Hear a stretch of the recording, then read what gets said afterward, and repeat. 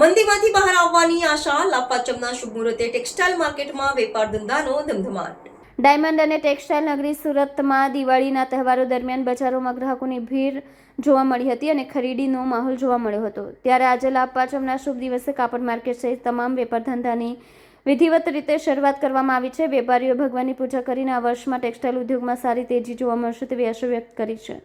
લાભ પાંચમનો દિવસ માનવ દ્વારા ઉજવાતી દિવાળીનો પૂર્ણકાળ ગણાય છે અને આ દિવસથી દેવોની દિવાળીની શરૂઆત થાય છે. ધાર્મિક દ્રષ્ટિએ આ દિવસનું ઘણું મહત્વ રહેલું છે.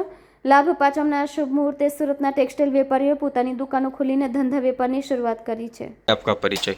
रंगा साड़ा, पूर्व डायरेक्टर प्रवक्ता पोस्टा। ये लाभ पाचम का मुहूर्त है, कैसा है? देखिए, लाभ पंचम का मुहूर्त है, हमें आशा रहती है व्यापारी की जैसे ही दीपावली की पूजा होती है सभी अपने अपने प्रतिष्ठान बंद करके अपने कोई वतन चले जाते हैं, कहीं घूमने चले जाते हैं, कहीं सूरत में रहते हैं।